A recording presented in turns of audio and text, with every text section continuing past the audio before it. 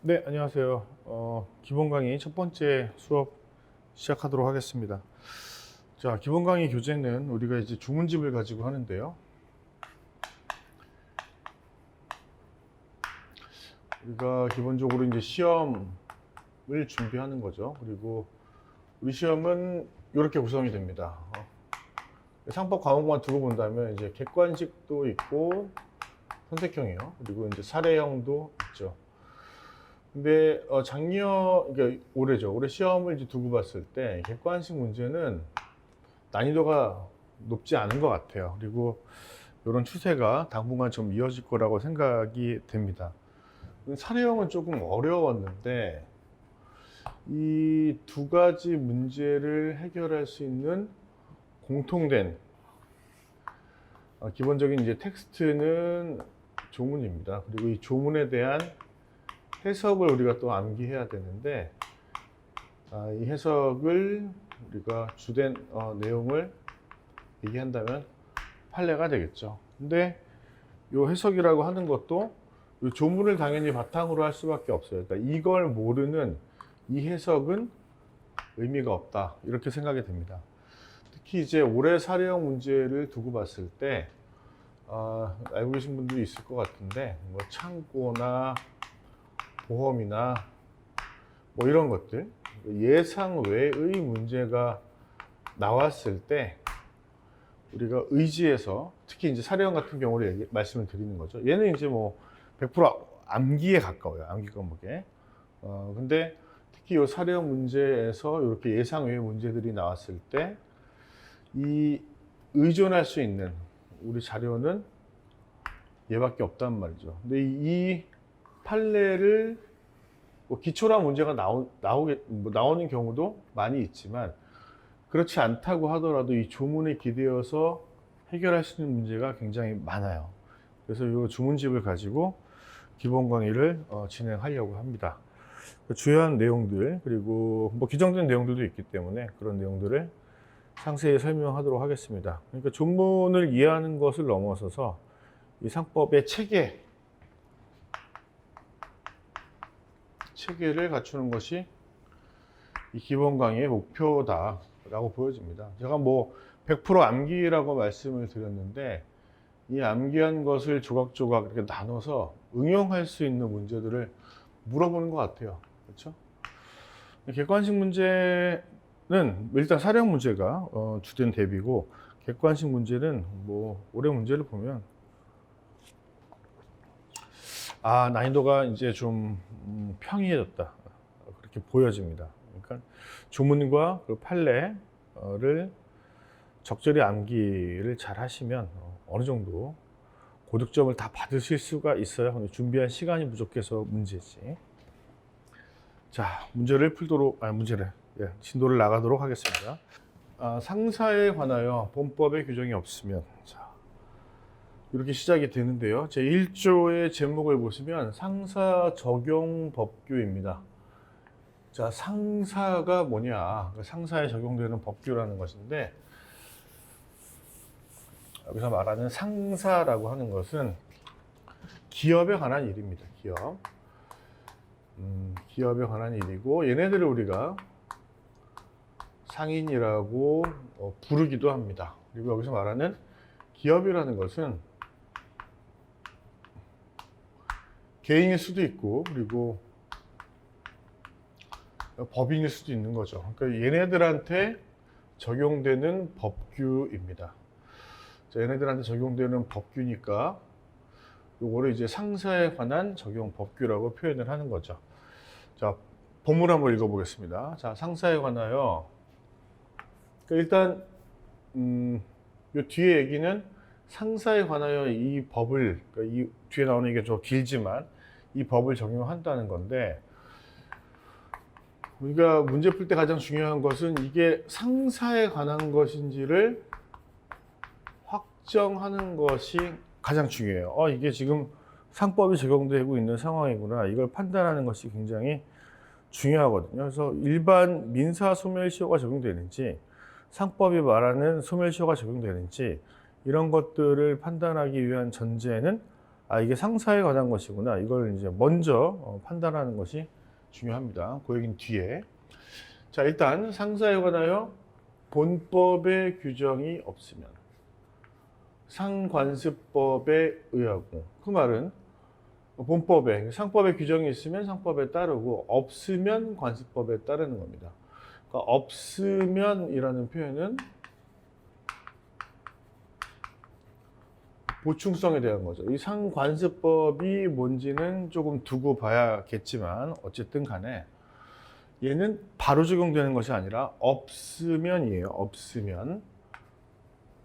있으면, 그러니까 관련 규정이 있으면 해당 규정에 적용되는 것이 상관습법에 적용될 여지는 없다. 이렇게 이해하시면 되겠습니다. 그리고 여기도 없으면, 상관습법이 또 없으면 민법이 역시 보충적으로, 얘도 보충적으로 적용이 되는 겁니다. 보충적으로 적용이 되는 것인데, 여기 민법이 있는 이유는 여기 뒤에 나와 있는 것처럼 일반법으로서 적용이 되는 거예요. 일반법으로서. 근데 우리가 고민해 봐야 될 거는, 자, 없으면인 거죠. 없으면 적용. 자, 그 얘기를 바꿔서 말하면 상사에 관한 일을 만드는 상인에게 민법이 적용되느냐? 그렇죠. 그렇습니다. 근데 이 민법이 적용되는 이유는 이게 일반 사법이기 때문에, 그렇죠? 민법이 일반 사법이기 때문에 적용되는 것이죠. 자, 근데 우리 상법에서 이 상인에 관한 모든 상황을 법령에 규정을 두고 있느냐? 그렇지는 않죠. 그러니까 굳이 민법과 내용이 똑같아서 둘 필요가 없는 애들은 안 두고 있단 말이에요. 그런 애들은 이제 민법이 적용되게 되는 겁니다. 뭐 예를 들면 미성년자 같이 행위능력, 제한행위 능력 같은 그런 것들은 상법의 규정이 따로 있지 않아요. 자, 관련된 설명을 봅시다. 그렇게 따지면 상사에 관한 일이라는 게 정해지면은 상법, 상관습법, 민법 순서로 적용이 되죠. 그러니까 이거는 상사법규의 적용 순서라고 보시면 되겠습니다. 그렇죠? 그리고 여기서 말하는 상관습법은 불문법이죠. 불문법에 해당하는 것이긴 한데, 자, 해석상 사실인 관습, 상관습도 포함이 된다 라고 되어 있죠. 사실인 상관습. 자, 이건 해석인데, 그러면 사실인 상관습은 뭐냐? 자, 요걸 알기 위해서는 우리가 상관습법이라고 표현할 때는 사실인 상관습에 요 법자가 붙으려면 말이죠. 법적 확신이 포함되어야 됩니다. 그러니까 우리가 생각하는 이 관행이 그 거래계에 있는 사람들이 법령에 준하는 정도의 구성력이 있는 것이다 라고 법적 확신을 갖는 것이어야 돼요. 물론 이 법적 확신이 있는지 여부는 어디서 판단합니까? 당사자들이 주장하고 법원이 법적 확신까지 있는 그런 관습법에 해당하는 거 맞네 이렇게 판단하는 겁니다. 그래서 이것도 상관습법으로 인정이 되는 법적 확신이 있느냐, 그런 사례에 대해서도 출제가 됩니다, 여러분. 관습법으로 받냐 안 받냐 이런 것들이 출제가 되거든요. 이런 것들을 물론 이 기본 강의에서 다 정리하면 좋겠지만 우리가 그럴 수가 없기 때문에 요거는 우리가 나중에 추신 판례도 강의를 하거든요. 추신 판례 강의할 때 중요 판례가 포함된 것들을 강의합니다. 이걸 통해서 정리를 좀 하실 필요가 있겠습니다. 자, 다시 한번 정리를 해볼까요? 중요한 내용들을. 상사에 관한 걸 먼저 확정할 수 있어야 된다. 상법 적용되는 상황이냐를 봐야 되고, 그리고 이 법에 규정이 있는지를 봐야 됩니다. 이 규정이 없으면 상관습법이, 즉 불문법이 보충적으로 적용이 돼요. 자, 여기서 중요한 이제 사례형 문제가 나올 수가 있죠. 선택형에 나오는 문제입니다. 상관습법으로 받느냐, 즉 법적 확신이 있는 것으로 받는지를 판단하는 그런 사례를 쭉 나열해 놓고 뭐 본 것도 있고 안 본 것도 있겠죠. 그러면 이제 본 것이 어떤 것이냐, 안 본 것이 어떤 것이냐 이런 것들을 물어봅니다. 그리고 상관습법이라는 게 없으면 민법이 보충적으로 적용이 된다. 민법이 적용되는 이유는 일반법이기 때문에, 그렇죠? 어쨌든 상인들도 일반 사인에 해당하기 때문에 민법의 적용을 받아요. 근데 우리 이걸 직접 출제하는 것은 아니지만 여러분들이 아셔야 될 것은 이런 것들입니다. 자, 우리가 상법에서 강의하지 않지만 민법과 공이 적용되는 애들이 있단 말이에요. 행위 능력이나 의사 능력이나 이런 것들이 있어요. 특별히 규정이 없는 것들은 민법이 적용되는 영역에서 풀어야 되기 때문에 민법 법리도 조금은 필요하다 이렇게 생각하시면 되겠습니다. 자, 그 다음에 이제 상법의 법원에 대한 내용들을 우리가 정리해야 되는데, 자, 1조에서 우리가 봤던 내용들이 뭔지를 다시 한번 정리해 보실 필요가 있어요. 자, 1조에서 아까 봤던 내용들을 정리해 보면 무엇이 상인에게, 그러니까 기업에게 적용되느냐 라는 질문이었죠. 그렇죠? 네, 적용되는 질문이었고, 무엇이 적용되느냐를 물어보는 질문이었고, 거기서 이제 우리가 봤을 때 본법, 상법, 그리고 없으면 관습법, 그리고 없으면 민법, 자, 이런 순서로 적용이 된단 말이에요. 우리가 무엇이 상법에게 적용되느냐, 상인에게 적용되느냐, 상인에게 적용되느냐, 이걸 우리가 법원, 법의 연원, 법원이라고 부르죠. 즉, 이 상인에게 적용되는, 그러니까 얘네에게만, 상인에게만 적용되는 것들을 모두 모아놓은 것을 저기 나와 있는 것처럼 이렇게 부릅니다. 상법의 법원이라고 불러요. 그렇죠? 이걸 우리가 이 모음을, 상인에게만 적용되는 법규를 모은 것을 실질적 의미의 상법이라고 불러요. 여기서의 개념적인 특징은 얘네에게만 적용된다는 거예요. 얘네에게만. 자, 따라서 얘네에게도 적용되지만 상인이 아닌 사람에게도 적용되는 민법은 상인에게 적용될 여지는 있지만 이걸 우리가 뭐라고 부르지는 않는다? 법원이라고 부르지는 않는 거예요. 상인에게만 적용되는 것은 아니니까. 그렇죠? 자, 그리고 얘네만 적용되는 것들을 모아서 실질적 의미의 상법이라고 했는데 이때는 형식 등을 고려하지 않아요. 그게 뭐 성문법인지 불문법인지 아니면 뭐 조약인지 뭐 법률인지 이런 것들을 구별하지 않고 싹 다 모아놓은 거니까 이걸 실질적 의미의 상법이라고 부릅니다. 이게 매우 중요하죠. 그러니까 이게 매우 중요합니다. 그래서 여기 이 실질적 의미의 상법에 무엇이 포함되느냐 이걸 판단하는 게 굉장히 중요합니다. 자, 반면에 이 실질적 의미의 상법과 대별되는 애를 이름을 우리가 형식적 의미의 상법이라고 부르는데 얘는 상법전이라는 명칭을 가지고 있는 애를 부르는 거예요. 그렇죠? 요 이름만 가지고 있으면 뭐 물론 여기서는 형식적 의미의 상법에는 실질적 의미의 상법에 포함되지 않는 뭐 그런 애들도 있겠죠. 그게 뭐가 중요하냐고. 이름만 가지고 뭐 상법전이라고 되어 있는 애를 말하는 거다. 그게 뭐 큰 의미가 있겠어요? 중요한 것은 별로 의미가 없다고. 중요한 것은 바로 이거다, 이거. 실질적 의미의 상법이 무엇인지, 여기에 들어가는 애들이 어떤 것인지를 판단하는 것이 굉장히 중요하다. 결론적으로 이 상법의 법원이라고 하는 것은 실질적 의미의 상법 있죠? 얘가 존재하는 형식이에요. 근데 우리가 실질적이라고 말할 때는 형식 등을 불문하고입니다. 그럼 고려하지 않고 누구에게만 적용되는 거라 그랬지? 그렇지. 상인에게만 적용되는 것을 말해. 상인에게만 적용되는 것만 우리 한번 모아보자. 그건 실질적 의미의 상법이라고 부른단 말이에요. 그래서 크게 세 가지로 나뉩니다.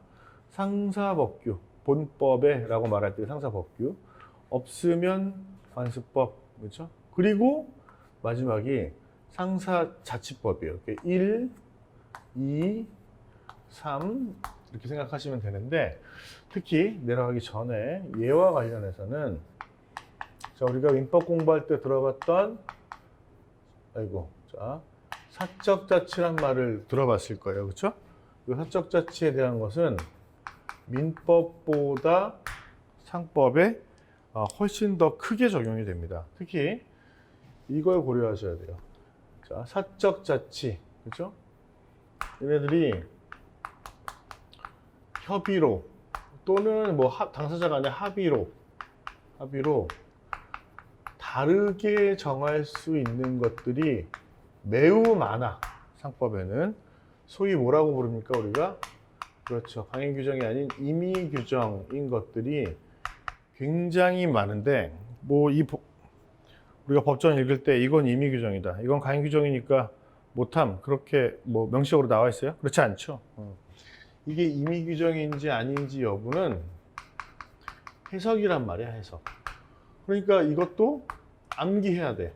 이 규정이 이렇게 되어 있지만 이건 뭐 하지 마, 이건 이렇게 되어 있다, 이건 이렇게 해 라고 되어 있지만 합의로 당사자들이 이걸 배제하고 내용을 바꿀 수 있는지는 해석의 영역이야. 이것도 선택형 문제의 출제가 굉장히 잘 됩니다. 암기해야 될 상황이 되는 거죠. 자, 이렇게 세 가지가 실질적 의미의 상법의 존재 형식이라고 봅니다.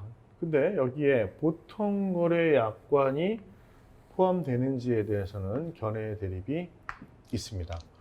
자, 여러분들이 물론 이제 잘 아시겠지만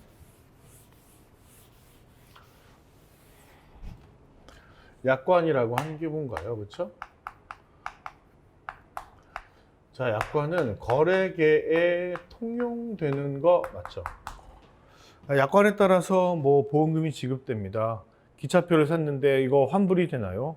약관에 따라서 환불이 됩니다. 이런 얘기들을 합니다. 그렇죠? 근데 약관은 특징이 있습니다. 내가 소비자하고 사업자 이렇게 구별했을 때, 보험이라면 이제 보험 사업자가 되겠죠. 동부화재, 삼성화재 이런 애들. 이 사업자가 미리 만들어 놓은 것입니다. 이유는 대량으로 동일한 거래를 하기 때문이죠. 매번 누구를 만나서 계약서를 따로 작성할 필요가 없고, 동일한 상품을 뭐 금융상품이든 뭐 여행상품이든 보험상품이든 이렇게 파는 거잖아요. 그렇죠? 할부거래 상품이든 이걸 팔기 때문에 내용이 같아서 미리 계약서 내용을 정해놓은 거예요. 대량으로 동일한 거래를 하기 때문에 미리 만들어 둔 거야. 근데 다만 이건 정부가 사전적으로 그리고 사후적으로 통제합니다. 지나치게 불리한 약관을, 뭐 일방이 만드는 거니까 약관을 만들 수 있어서 정부가 간섭을 한단 말이야. 그래서 요 관리된 약관이 이제 보통 거래 약관이거든. 그리고 요거는 매우 일반적으로 쓰여. 뭐 여러분들이 뭐 보험 가입할 때 약관 잘 읽어보지 않겠지만, 그렇죠? 보통 거래 약관이라고 한다면은 정부가 통제한 거구나, 그렇죠? 뭐 그렇게 생각하시면 되죠. 일반적으로 쓰인단 말이야. 그러니까 이게 일종의 관행이나 혹은 적어도 뭐 법령과 같은 성격이 있는 것이 아닌가? 라는 논의예요. 만약에 이렇게 본다면, 뭐 적어도 상관습법에 준하는 것으로 본다면, 이 약관이라는 것도 여기에 들어가니까 뭡니까? 이것도 법원인가에 대한 논의인 거죠. 그렇죠? 두 가지 견해가 서로 대립을 하는데, 규범설은 법규범에 준하는 것으로 파악을 합니다. 그래서 상법의 법원으로 봐요.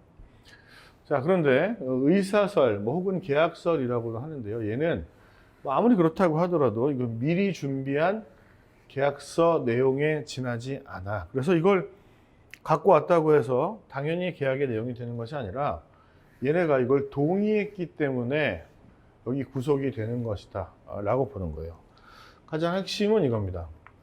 당사자가 동의하였으므로 당사자는 여기에 따라야 되는 거죠. 근데 이 규범설에 따르면 법규범에 준하는 것 혹은 상관습에 준하는 것으로 보기 때문에 여기서는 동의가 없어도 당사자를 구속하는 효력이 발생하는 겁니다. 규범설과 의사설의 가장 큰 차이는 동의해서 구속이 되는 거냐 아니면 당연히 당사자를 구속하는 거냐 양자를 구별하는 것이 가장 중요하다. 자, 결론적으로 얘는 그렇게 법 같은 것으로 보지만 얘는 그렇게 안 보고 갖고 와서 미리 네가 준비했지만 내가 거기에 따를게 라고 동의했기 때문에 보는 것이니까 법원은 아니라고 보는 입장이에요. 자, 이해되셨죠? 자, 그래서 판례는 어떤 태도냐? 계약설의 입장입니다. 요 태도고 한 번도 변경된 적이 없어요. 자, 여러분들이 사령 답안을 쓸 때 이렇게 견해 대립이 있는 경우에는 양학설을 먼저 쓰고 판례 태도를 소개한 다음에 여러분들의 사견, 나는 어떤 태도를 취하겠다라는 순서로 하시는 것이 좋습니다. 그렇죠? 뭐 요 사견을 소결의 형태로 쓰든 상관은 없죠. 자, 무튼 판례는 계약설의 입장이에요. 자, 근데 여기서 중요한 내용이 있습니다. 자, 우리가 이제 요거는 사례형, 보험법 사례형 대비해서 꼭 알아야 되는 내용인데, 자, 보험 약관을 가지고 한번 설명해 보죠. 이 보험 약관에 걸리는 법이 두 개 있습니다. 상법이 있고 약관 규제법이 있어요. 자, 보험 약관과 관련해서는 가장 중요한 내용은 보험 약관의 명시, 설명, 교부 의무입니다. 약관을 쓰는 사람들은 이걸 보여주고 이걸 설명하고 이걸 줘야 됩니다. 계약 당사자한테 약관을 줘야 되는 거예요.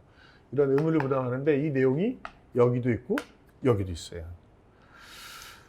자, 의무니까 중요한 것은 이 의무에 위반했을 때 이 의무 위반 시의 효과인데 상법에서는 계약 취소 그리고 약관규제법에서는 내용이 다릅니다. 약관규제법에서는 설명하지 않으면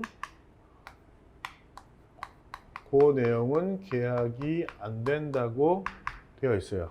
그렇죠? 얘는 약관에 대한 일반법, 얘는 보험 약관에 대한 법입니다. 그러면 여기서 이제 생겨날 수 있는 학설상 대립은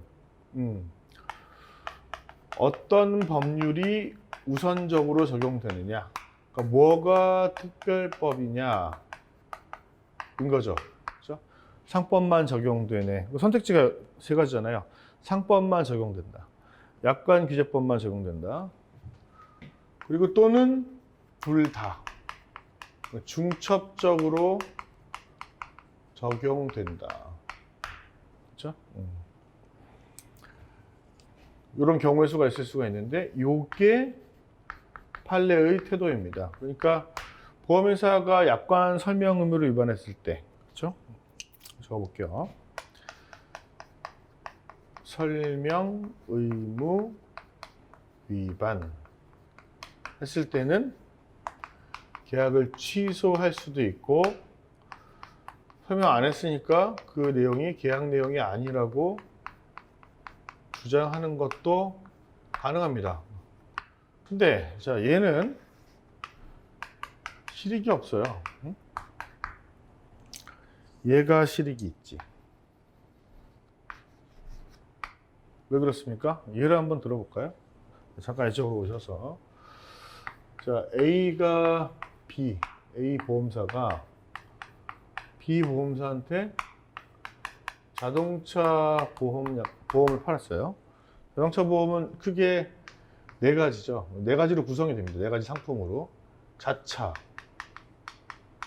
내 차 뽀개진 거, 자손, 자기 신체 사고 손해입니다. 나 다쳤을 때. 그리고 대인, 남 다쳤을 때. 대물, 남의 차나 남의 집 부셨을 때. 이렇게 네 가지가 구성이 되는데, 이것과 관련해서 신체 사고입니다. 신체 사고. 일종의 뭐 상해보험의 일종이라고 보면 되시죠. 그죠? 뭐 이분 다쳤을 때에 대한 얘기니까. 근데 자기 신체 사고에 대해서 설명을 이렇게 한 거예요. 설명. 뭐라고 했냐면, 예를 들어서입니다. 옛날 사건인데, 3천만 원까지 뭐 지급을 하는데, 다치면, 여기 초과된 금액은, 네가 부담해야. 얘가 5천만 원의 치료비가 나왔어요. 그래서 여기 그렇구나. 3천만 원을 청구했죠. 2천 원 내가 부담하고 청구했는데 이렇게 설명했다 그랬죠. 근데 보험사가 보니까 약관에는 보험금 지급 청구할 때 보니까 이런 얘기를 하는 거야. 약관에는 뭐 상해 등급이라는 게 있고 이 상해 등급에 따라 보험금이 지급되는데 네가 지금 입으신 손해는 등급별로 봤을 때 900만 원 정도 지급되는 손해여서 뭐 3천만 원을 어떻게 드리냐라고 한 거예요. 그래서 설명한 내용과 약관의 내용이 달라. 그렇죠? 설명한 내용과 약관의 내용이 달라. 뭐 이게 있다고 한들 나는 그걸 들어본 적도 없고 나는 어떤 내용에 동의한 거죠? 이걸 동의하고 계약을 체결한 거란 말이야. 그렇죠? 약관규제법. 설명한 내용은 계약이 안 된다. 그러니까 요 얘기는 약관규제법에 준칙적으로 적용된다고 했을 때 내용이 안 된다고 보는 거고 이때 동의했기 때문에 나를 구속한다고 하는 의사설 요게 판례의 태도거든.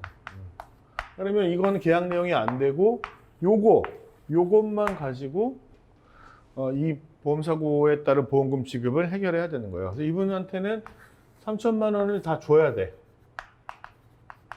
이렇게 보는 해석이 판례의 태도죠. 그러니까 둘 다 중첩적으로 적용된다고 한들 계약 취소하면은 계약이 이제 무효가 되는 거고 냈던 보험료 돌려받는 거 말고는 이익이 없잖아. 그거 말고 보험금을 받아야 되니까 이게 훨씬 실익이 있는 거죠. 그죠? 이렇게 중첩적으로 적용된다고 보는 이유는 판례가 어떤 학설에 기초하고 있다? 그렇죠. 계약설에 기초하고 있기 때문에 그런 겁니다. 그렇죠? 근데 여기서 요걸 헷갈리시면 안 돼요. 나중에 보험법 할 때도 하지만 중요한 내용은 설명해야 계약이 내용이 됨. 설명해야 계약의 내용이 됨. 자, 의사설이니까 약관에 인쇄가 되어 있다고 하더라도 설명하고 내가 거기에 동의해야 계약의 내용이 되는 거예요. 근데 모든 내용이 아니라 중요한 내용을 설명하라고 되어 있잖아요. 자, 잠깐만 일로 오시면 얘도 그렇고 얘도 그렇고요. 이건 밑에 거 살짝 지우고 설명을 다시 쓸게요. 여기. 자, 이렇게 약관이 있잖아요. 뭐 해석의 영역입니다만 약관의 모든 내용이 중요하진 않을 거 아니야. 안 중요한 내용도 있거든. 중요하지 않은 내용으로 나눠져. 그렇죠? 근데 이 중에 요 부분 중요한 내용은 설명하고 내가 이걸 동의해야 서명한단 말이야. 이해하였습니다. 설명을 들었습니다. 이렇게 쓰잖아요. 동의해야 계약의 내용이 됩니다. 근데 얘네들 있죠? 중요하지 않은 내용들은 약관을 교부하면은 요건 그냥 계약 내용이 되는 거야. 제가 법령상 중요한 의무라고 말했던 약관의 명시 설명 의무의 대상이 되는 애들은 얘네들이에요. 그렇죠? 요 문제가 발생하는 애들은 얘네들인 거야. 그렇죠? 중요한 내용인지가 중요해. 그래야 설명을 해야 되는 거니까. 설명해야 계약의 내용이 된다고 본다. 그렇죠? 그래서 제가 어떤 일이 일어난다고 말씀을 드렸어요. 설명한 내용과 약관의 내용이 달라. 그러니까 이 약관에는 설명하지 않은 내용이 있어. 그럼 그 계약 내용이 안 돼.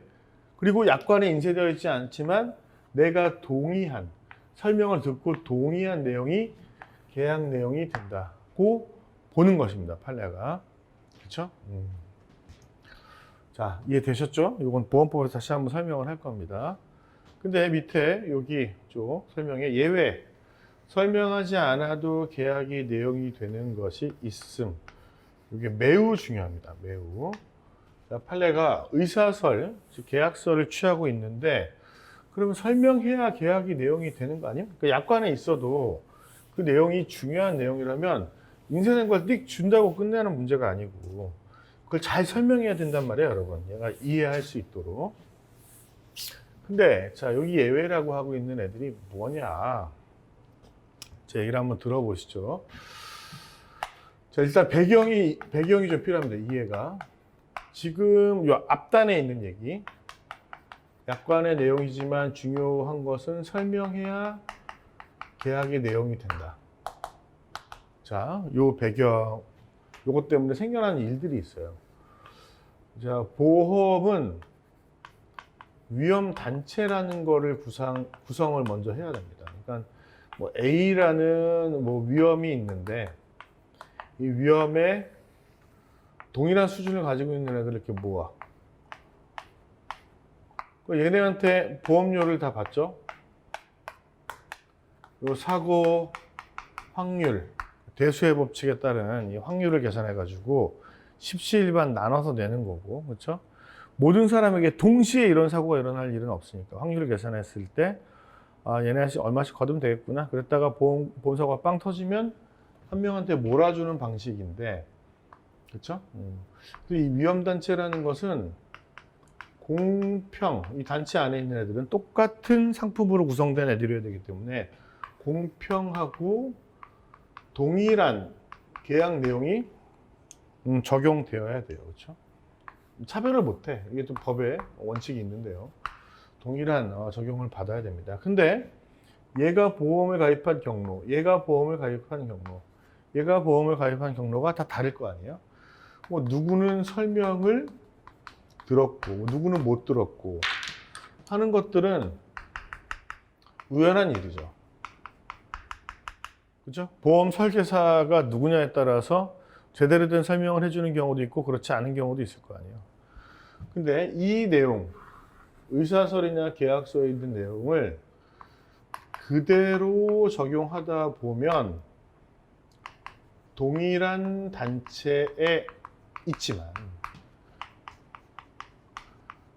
다른 계약이 적용되는 효과가 발생한다. 그걸 문제로 본 겁니다, 판례는. 그래서 자, 중요한 내용, 자, 설명해야 되는 내용이 이거죠.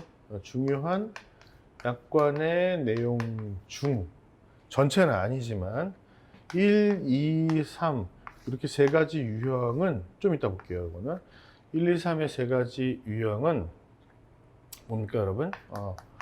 굳이 설명하지 않아도 요거는 그냥 계약의 내용이 되는 것으로 하자.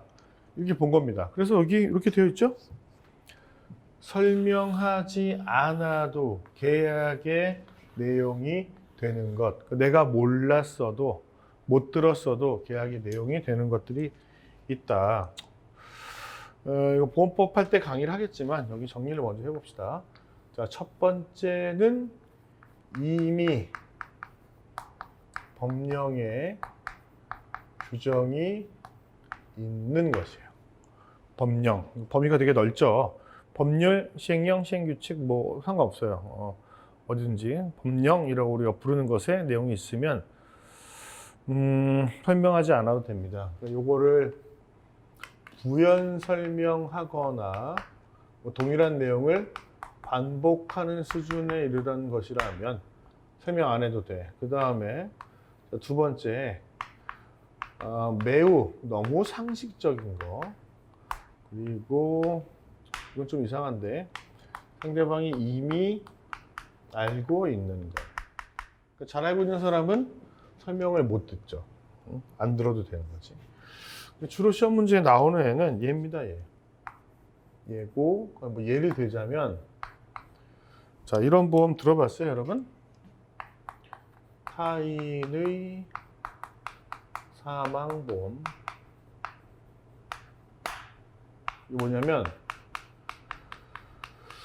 계약자가 A고 이 보험 계약은 사망하면 보험금이 나오는 계약이거든요. 근데 이제 피보험자는 B야. 계약의 내용은 B가 죽으면 뭐 B의 상속인이나 뭐 보험 수익자가 보험금을 받는 거야. 근데 그 계약을 얘가 체결해. 계약자와 피보험자가 다른 경우를 말해. 자, 이런 경우에 그러면 안 되겠지만 도덕적 위험이 발생할 여지가 있다. 우리가 모럴 리스크라고 부르는. 즉 B가 죽으면 돈이 나오다 보니 B의 죽음을 바라는 사람들이 마음속으로 바라고만 있으면 되는데 밥에 락스를 탄다거나 지나가다 차로 한번 툭툭 쳐본다거나 이런 일들이 생겨나는 거죠. 그래서 얘가 이런 사실을 모르면 안 되기 때문에 서면 동의가 반드시 필요합니다. 만약에 서면 동의가 없으면 계약이 무효예요. 그렇죠? 계약이 무효입니다. 그럼 이 서면 동의가 필요하다는 얘기는 어디에 있느냐? 상법에 있습니다. 물론 이 얘기가 약관에도 있죠. 이 동의가 없으면 계약이 무효가 된다는 얘기는 얼마나 중요한 얘기겠습니까? 그렇죠? 근데 이게 이미 여기 있다니까? 그러면 이거는 매우 중요한 내용이지만 설명하지 않아도 계약의 내용이 된다. 자, 정리해 볼까요? 여기까지 한 내용을. 자, 오늘 지금 뭘 보고 있었습니까? 그렇죠. 상법의 법원에 대해서 보고 있었고, 이 상법의 법원은 상법의 존재 형식을 말해요. 상법의 존재 형식. 근데 여기서 말하는 상법이라는 것은 뭐라고요, 여러분? 실질적 의미의 상법을 말해요. 형식적 의미의 상법이 아니라 실질적 의미의 상법을 말해. 자, 실질적 의미의 상법은 뭐라고요? 형식 등을 불문하고 누구에게만, 상인에게만 적용되는 법규를 싹 다 모아놓은 거야. 상인에게만. 그러니까 상인이 아닌 일반 사인에게도 막 적용되는 민법은 상법의 법원이라고? 그렇지 않다고 보는 거죠. 자, 이 실질적 의미의 상법의 존재 형식을 크게 세 가지로 나눌 수가 있는데, 그렇죠? 불문법도 있고 자치법도 있는 거예요. 자, 여기서 말하는 상사자치법은 민법보다 범위가 굉장히 넓다는 걸 제가 조심하라고 말씀을 드렸고, 따라서 이 상법 규정 중에 매우 많은 규정이 임의 규정이야. 그러니까 법률에 그렇게 나와 있지만 다르게 정할 수 있단 말이에요. 근데 어떤 게 임의 규정인지는 해석의 영역이기 때문에 암기를 우리가 좀 할 필요가 있다고 말씀드렸어요. 그렇죠? 자, 그리고 요 세 가지 외에 보통거래 약관이 포함되는지는 견해의 대립이 있는데 법원이라고 보는 규범설, 그렇지 않다고 보는 의사설 계약설인데 특히 그렇지 않다고 보는 의사설 계약설 내용이 매우 중요하죠. 얘네들은 동의했기 때문에 구속된다고 봅니다. 동의했기 때문에. 자, 이 동의는 설명에 대한 동의예요. 설명에 대한 동의.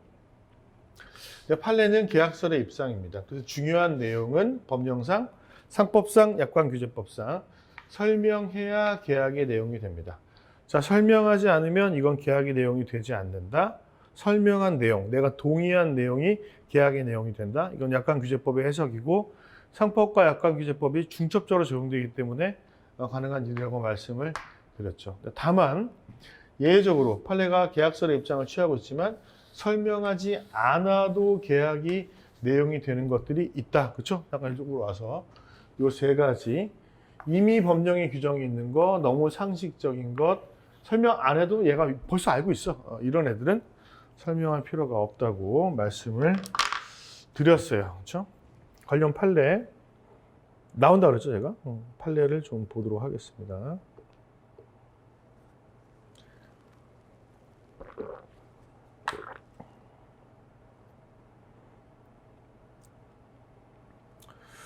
자, 여기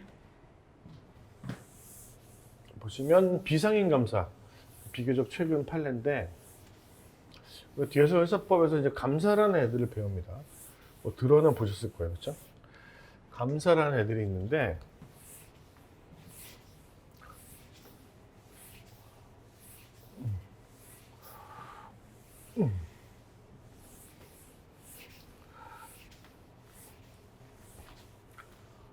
자, 판례 한번 읽어볼게요. 비상인감사는 상인감사의 유고 시에만 감사의 직무를 수행한다. 그럼 평소에 상인감사에 계시면 안 하냐? 라는 거죠. 그런 상관습법의 존재를 인정할 수가 없다. 인정했느냐 안 했느냐 이 결론까지 여러분들이 알고 계셔야 되거든요. 그렇죠? 그거를 잘 보셔야 됩니다. 이건 암기해야죠. 결론이 무슨 우리가 수학 문제 풀듯이 딱 떨어지는 게 아니고 뭐 좀 이상한 결론들도 있기 때문에 필연적으로 암기가 좀 필요합니다. 그 부분을 주의하셔야 돼요. 이거 뒤에 나오는 얘기입니다만 뭐 상임, 비상임 구별이 없어요. 법에서는. 뭐 비슷한 유형, 상근, 비상근, 상근감사 얘기가 있기 때문에 이건 구별이 이건 되는데 이건 상장사에 나오는 얘기입니다. 어쨌든 뭐 비상임 감사가 그런 얘기를 했겠죠. 뭐 너 감사로서 의무 위반이다. 손해배상 책임져, 의무 위반에 대한 책임져라고 하니까 아유 저는 비상근인데요. 상근이 유고해야지 책임을 지는데요. 상근 잘 계시는데 제가 이걸 해야 될까요? 라는 주장을 한 거죠. 근데 뭐 얘네 회사에서 그랬는지는 모르겠지만 그걸 관습법으로는 인정하지 않았다는 겁니다. 자, 그 다음에 이걸 잘 봐보세요, 여러분. 자, 2조인데요, 이제. 자, 1조에서 우리 뭘 배웠습니까? 그렇죠. 상인에게 적용되는 법규, 실질적 의미의 상법을 배웠어요. 자, 근데 2조 보겠습니다. 공법인의 상행위에 대해서는 법령에 다른 규정이 없는 경우에 한하여 본법을 적용한다. 다른 규정이 없으면, 그렇죠? 없는 경우에 한하여, 뭐, 설마 유치하게, 뭐, 요거 이렇게 바꿔, 뭐, 없는 경우에도,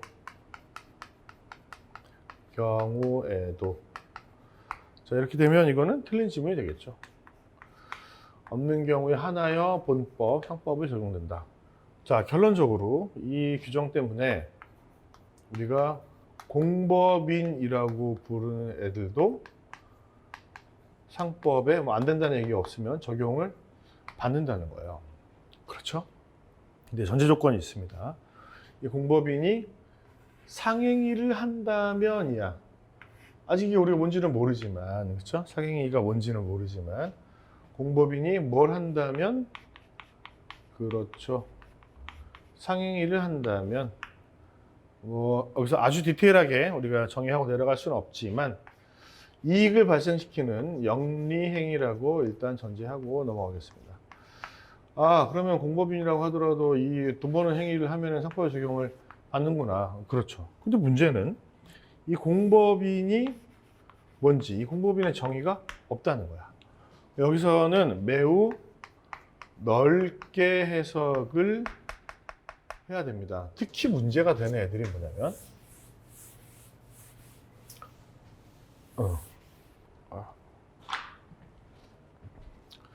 특히 문제가 되는 애들이 뭐냐면 넓게 해석을 하다 보니까 얘네가 들어가는 거는 당연해 보여. 당연해 보입니다. 이제 특히 문제가 되는 애들은 공익법인이에요. 공익법인. 설립 근거법이 있는 애들. 설립 근거법이 있는 애들은 요 1조의 목적 조항에 보면은 뭐 어쩌고저쩌고 거창한 만들이 있고 결국은 공익을 위해서 얘가 존재한다는 얘기들이 있거든. 그러면 기본적으로 얘는 비영리인 애들이야. 그 영리를 발생시키는 것이 목적이 아닌데 이런 행위를 할 수 있느냐? 뭐 예를 들면 무슨 공사도 있고요. 그리고 무슨 조합도 있습니다. 여기는 농업협동조합, 수산협동조합 이런 애들 다 포함되는 겁니다. 그러니까 이런 애들은 1조에 따라서 태생부터가 비영리인데 이런 행위를 하는 경우들이 있나? 있지요. 그러니까 본질적으로 비영리이지만 부분적인 영리 행위를 할 수는 있단 말이야. 뭐 그 저 조합도 그리고 저 법인도 유지는 돼야 될 거 아니야. 그러니까 영리 행위를 할 수가 있는데 그 범위 내에서는 다른 규정이 없는 경우에 하나여 상법의 적용을 받는 경우들이 있고, 이게 매우 잘 출제가 됩니다. 그 농협이 이런 것을 할 때, 이런 유형이야. 여기 나오는 것은 농협이 뭐 A라는 유형의 행위를 할 때, B라는 유형의 행위를 할 때 상법이 적용이 되냐 안 되냐 이런 걸 물어봐. 수협이 어쩌고 저쩌고, 농협이 어쩌고 저쩌고, 대한석탄공사가 어쩌고 저쩌고. 응? 아시겠죠? 그러니까 이거는 뭐다 여러분? 기본적으로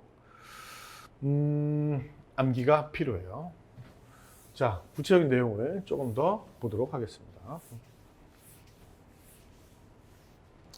안 보이시나요? 좀 내려와서. 자, 1번은 우리가 설명했던 거. 공법인의 상행위도 영리성을 가진 행위를 하게 되면 얘가 뭐 설립근거법에서 본질적으로 비영리를 천명하고 있다고 하더라도 이 적용 대상이 된다는 거야. 기본적으로 될 수도 있다. 될 수도 있다. 자, 근데 이 부분을 좀 이해해야 돼요. 이익 분배는 하지 않는다. 이익 분배는 하지 않으므로, 자, 한번 이건 제 설명을 좀 들어야 돼요. 자, 상인, 뭐 기업이라고 해줍시다. 이 범위가 되게 넓잖아요. 넓은데 이 중에 뭐 상당 부분이 회사이란 말이에요. 법인, 그렇죠? 개인 기업도 있을 거고. 그러니까 얘는 상인이야. 그리고 상인의 본질은 영리성이야. 여기서 말하는 영리성은 상인의 영리성, 회사를 포함한 전체 상인의 영리성은 대외적인 활동을 통해서 이윤을 발생시키려는 의사야. 실제로 이윤이 발생하지 않을 수 있으니까 그런 의도를 가지고 있으면, 그런 본연의 임무를 버리지 않으면 그건 영리성이 있다고 얘기를 합니다. 그러면 이 상인에 포함되는 회사도 요걸 1번이라고 할게요. 1의 영리성은 있어야 되겠지. 그치? 1의 영리성. 근데 자, 출자자들로 이루어진 이 회사에서는 1의 영리성에 추가돼 영리성의 내용이 하나 더. 그게 바로 2번인데 그 2번이 이익 분배야. 물론 이것도 모든 회사가 이익을 분배하는 것은 아니니까 이익을 분배하라는 의사만 있으면 돼. 이걸 포기하지만 않으면 돼. 이것까지 있어야 된다고 보는 게 다수설이거든. 그치? 이해돼? 그러면 전체 상인은, 일반적인 상인은 이것만 있으면 되지만 회사로서의 상인은 요거 외에도 요 2번까지 갖춰야 우리가 회사로서의 영리성이 있다고 말하는 거구나. 그렇게 얘기를 할 수 있는 거거든. 자, 그런데 공법인은 예를 들어 수원시라고 할게요. 지자체가 상행위를 하면 상법의 적용을 받을 수는 있어. 상인으로서. 회사가 아닌 일반적인 상인으로서. 그리고 이익 분배를 하지 않기 때문에 회사가 될 수는 없다. 이렇게 설명을 하시는 거거든. 근데 물론 저렇게 어렵게 설명하지 않아도요. 수원시가 회사로서 한 번도 설립 등기가 된 적이 없기 때문에 그냥 회사가 아니다 이렇게 얘기하면 되는데, 교수님들이 이제 회사로서의 영리성을 구별해서 설명을 하다 보니까 저런 얘기를 한다. 그러니까 한번 들어보시라. 그 다음에 여기서 가장 중요한 거는 이겁니다. 3번 상인 자격의 취득 시기인데요. 한번 보실까요? 상인 자격의 취득 시기. 비영리 법인, 공법인은 자연인과 마찬가지다. 자연인은 언제 상인 자격을 취득하는데? 최초의 영업 의사가 있는 때이다. 자, 일단 끊어보자. 일단 끊어보자고. 자, 왜냐면 여러분들이 이 말도 이해를 못할 거기 때문에 그래. 상인 자격을 취득한다는 게 뭔가 여러분 뭘까요? 뭘 의미하는 걸까?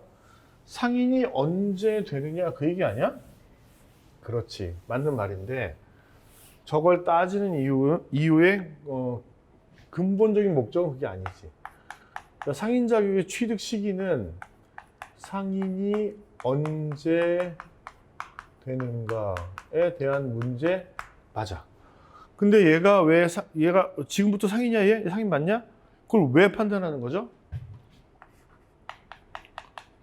상인이면 상법을 적용해야 되는데? 그렇지. 상법의 적용 시기와 관련되기 때문에 그래. 응? 그러니까 어떤 사람이 그냥 가만히 있을 때, 그렇죠? 얘가 일반 사인으로 민법이 적용되다가 장사를 하는 시점이거나 아니면 장사를 준비하는 어떤 시점부터 갑자기 상법의 적용을 받을 거 아니야. 그렇죠? 요 시점을 판단하는 거지. 이건 소멸시효가 10년인데 이건 5년이고 막 그러니까 그 시점을 판단하기 위해서 그런 것이다. 즉 상인자격의 취득 시기는 상법이 처음으로 적용되는 시점을 판단하는 매우 중요한 기준이야.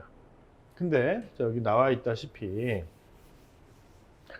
비영리법인, 공법인은 자연인과 마찬가지로 얘를 먼저 봐야겠죠. 일반적인 사람, 법인이 아닌 사람은 최초의 영업 의사가 있는 때입니다. 그렇죠? 정리해 보면 자연인에게 내가 그냥 학생이었단 말이야. 그래서 뭐 그냥 평소에 내가 뭐 당근마켓에서 뭐 사고 팔고 할 때 상법이 적용될 여지는 없죠. 내가 아직 상인이 아니니까. 그런데 내가 자연인이 영업을 하기로 했어. 그렇죠? 영업을 하기로 했어. 그럼 그때에 상법을 처음 적용받게 되는데, 그 구체적으로 말하면 최초로 뭐래? 영업의사. 내가 영업을 하려는 의도 때문에 이 짓을 하고 있구나. 뭐 영업을 하려고 가게에 비품을 사려고 당근마켓에 왔구나. 아니면 대출을 받는구나. 내가 대출을 받는 게 생활비로 받는 건지 영업자금으로 받는 건지 그런 목적, 그런 의사가 드러난 때야. 드러난 때. 그러니까 의사가 저긴 제가 있는 때라고 썼는데 의사가 있는지를 어떻게 판단하냐고 이거를. 제 내심의 의사인데, 내심의 의사인데요. 이게 매우 중요합니다. 여기 뭐라고 되어 있습니까? 개업 준비 행위를 한 때부터. 그러니까 직접 영업을 시작하지 않았지만 개업을 준비해. 뭐 이제 가게 자리도 알아보러 다니고 대출도 받으러 다니고 하는데 그게 개업을 준비한다. 영업을 위한 준비라는 것을 어떻게 아냐 한 말이에요.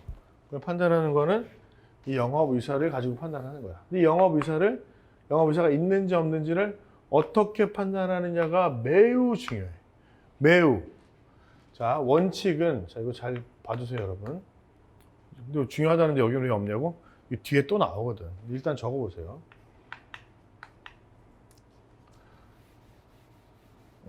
우리한테 필요한 건 반복 수달입니다. 그래서 적어보고, 아니면 뭐 촬영해서 보시든지 간에, 보고 뒤에 나오면 또다시 한번 이해해 보는 거지. 자, 첫 번째는 행위의 객관적 성질이야. 이게 뭔 소리냐고? 간판을 부착한다거나 직원을 구한다거나 하는 일은 꼭 왜 하겠어? 내가 장사를 할 게 아니면 안 할 일들인 거잖아요. 그러니까 이런 일을 하면은 영업의사가 있구나를 판단할 수가 있어. 근데 문제가 되는 행위들이 있지.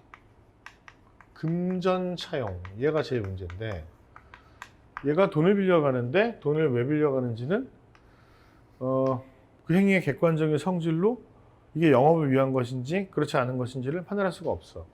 즉 일로 판단이 안 돼. 그렇죠? 그럼 영업의사가 없는 거 아니야? 그렇지 않지. 객관적인 성질로 판단이 어려운 경우라고 하더라도 얘가 설명을 해. 너 돈 왜 필요한데? 은행에서 물어봤어요. 대출의 목적이 뭐야? 설명을 했더니 설명을 해달라고 했더니 내가 설명을 해. 가게 그 점포를 확장하려고 하는 비용이 좀 필요해서요. 자, 그래서 돈을 빌려주는 사람, 거래 상대방도 이걸 알게 됐어.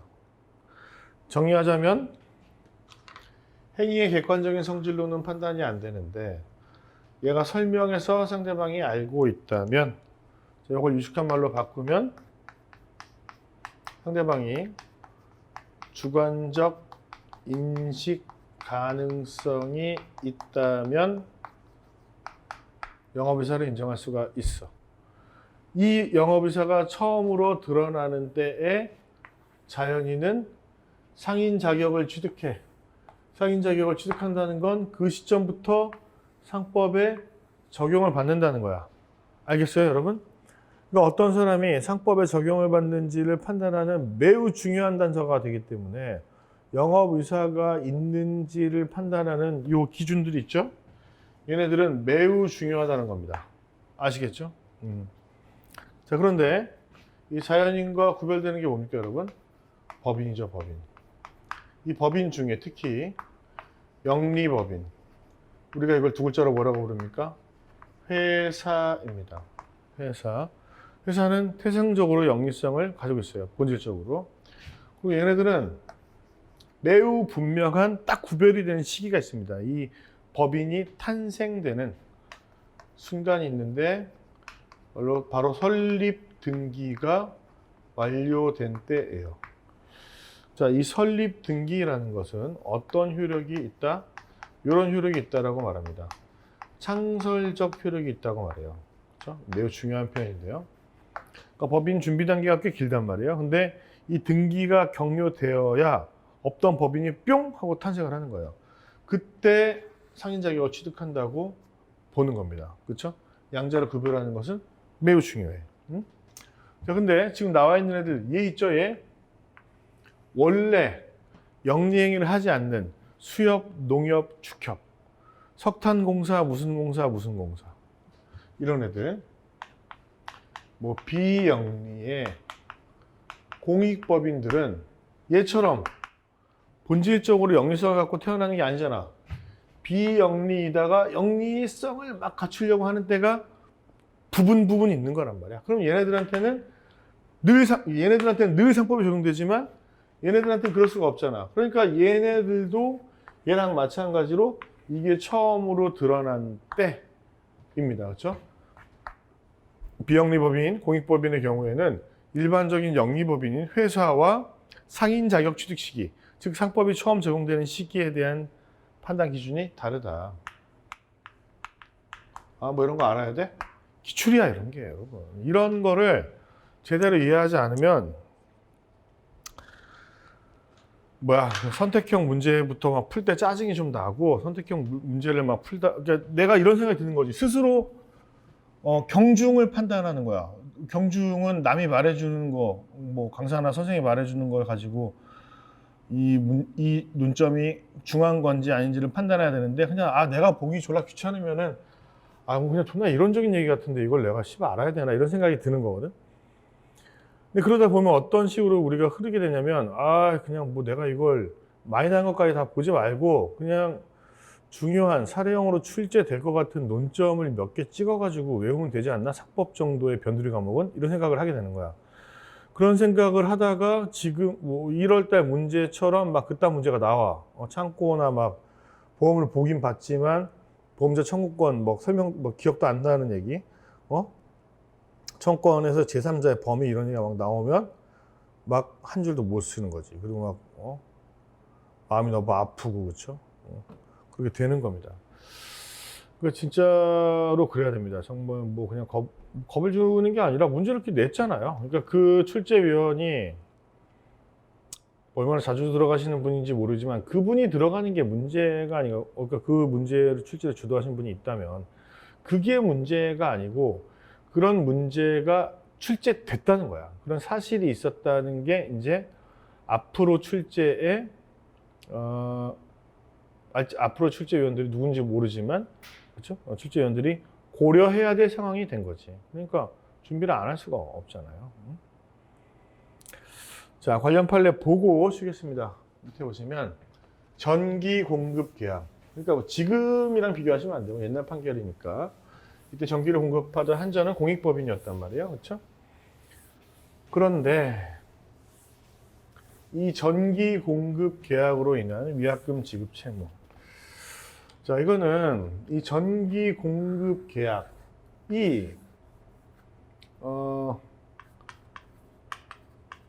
상행위로 열거되어 있어요. 뒤에 보시면 상행위를 한 거지. 그러니까 그 법인 자체가 전력공사가 당시 전력공사가 공익법인이라고 하더라도 전기를 돈 받고 파는 거에 대해서는 상법이 적용될 여지가 있는 거고, 해당 계약에 근거한 것이라면 그 위약금도 상행위로 인한 채권인 거야. 그러니까 기본적으로 상사 소멸시효가 5년이거든요. 뒤에 나옵니다만.